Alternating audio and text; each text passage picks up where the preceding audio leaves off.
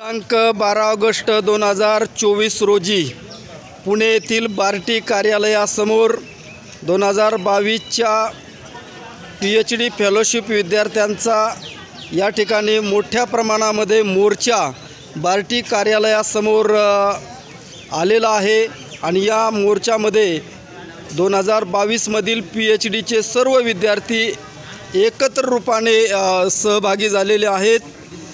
गेली 2 वर्षापासून महाराष्ट्र शासन हे बार्टीच्या विद्यार्थ्यांना फेलोशिप देत नाही। 2022च्या सारथी आणि महाज्योतीच्या विद्यार्थ्यांना शासनाने सरसकट फेलोशिप मंजूर केलेली आहे।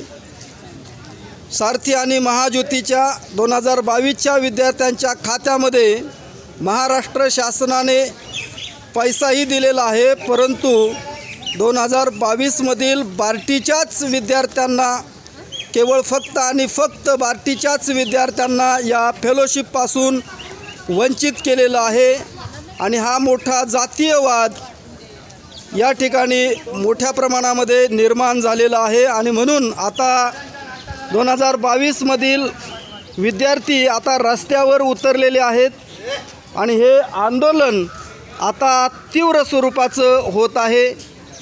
या ठिकाणी पोलीस कर्मचारी देखील आलेले आहेत, मोठ्या प्रमाणामध्ये पोलीस कर्मचारी आहेत आणि आज हे मोठं जनआंदोलन विद्यार्थ्यांचं आंदोलन या ठिकाणी बार्टीच्या कार्यालयासमोर आहे आणि सुनील वारे साहेब यांना आवाहन करण्यात देखील आलेलं आहे।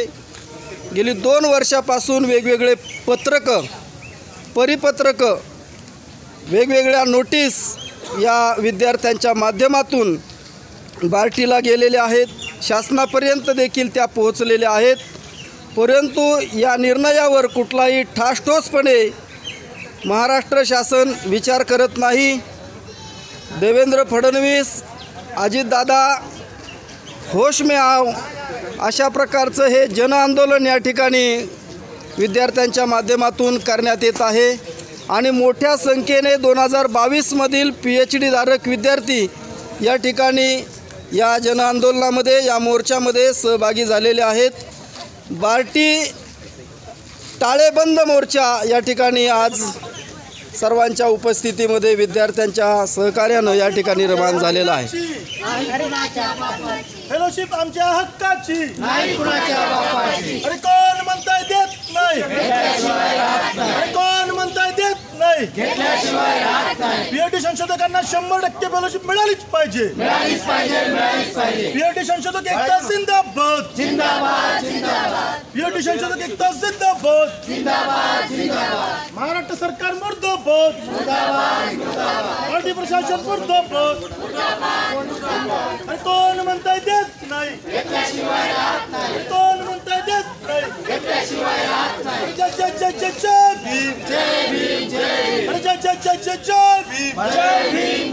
फेलोशिप आमच्या हक्काची, फेलोशिप आमच्या हक्काची। सरकार हमको पढ़ने दो, सरकार हमको पढ़ने दो, फेलोशिप आमच्या हक्काची।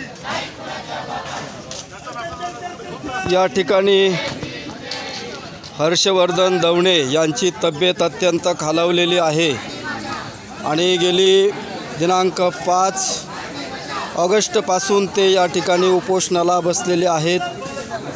त्याचबरोबर या ठिकाणी महिला भगिनी देखील या ठिकाणी बसलेल्या आहेत उपोषणासाठी। गायकवाड मॅडम यांची देखील तब्येत या ठिकाणी खालावलेली आहे, मात्र याकडे कुठल्याही शासनाचं लक्ष नाही आणि जर उद्या काही घडलं तर मात्र भयावह परिस्थिती निर्माण होऊ शकते। बार्टी कार्यालयासमोर ताळेबंद आंदोलन या ठिकाणी विद्यार्थ्यांच्या माध्यमातून घेतलं जात आहे आणि मोठ्या प्रमाणामध्ये या ठिकाणी काही पोलीस कर्मचारी देखील उपस्थित आहेत। पोलिसांच्या गाड्या देखील या ठिकाणी आलेल्या आहेत। म्हणजे गेली 2022 पासून म्हणजे गेली 2 वर्षापासून हे महाराष्ट्र शासन बार्टीच्या विद्यार्थ्यांना फेलोशिप देत नाही परंतु सारथी आणि महाज्योतीच्या विद्यार्थ्यांना सरसकट फेलोशिप मंजूर करून देत आहे.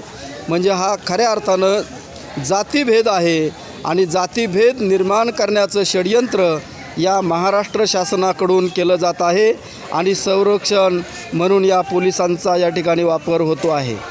पोलिसांचं देखील या आंदोलनाला सहकार्य मिळत आहे. पोलीस देखील कर्मचारी या ठिकाणी बहुसंख्येनं उपस्थित आहेत.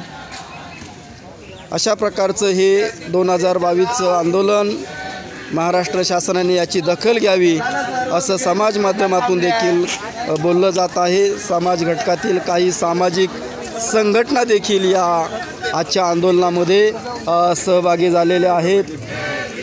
Republican Party of India Athawale गट, Republican Party of India, Dalit Panther, Ambedkar गट, वेगवेगळ्या संघटना या संघटनांच्या माध्यमातून देखील या ठिकाणी प्रतिसाद दिला जात आहे. आज या आंदोलनाचा आज या उपोषणाचा 8वा दिवस आहे आणि 8 दिवस होऊनही हे शासन कुठल्याच प्रकारे विद्यार्थ्यांची दखल घेत नाही. जे अशा प्रकारे अन्याय आणि अत्याचार 2022च्या बार्टीच्या विद्यार्थ्यांवरती होतो आहे. म्हणून 25 जुलै 2024चा काळा शासन निर्णय रद्द करा, रद्द करा, रद्द करा अशा प्रकारची विद्यार्थ्यांची मागणी आहे. शिंदे फडणवीस होश में आ जाओ असंही म्हटलं आहे. शिंदे फडणवीस पवार वारे, इथून तिथून चोर सारे. BANF 2022च्या संशोधक विद्यार्थ्यांना नोंदणी दिनांकापासून 100% फेलोशिप मिळालीच पाहिजे अशा प्रकारची मागणी या विद्यार्थ्यांची हे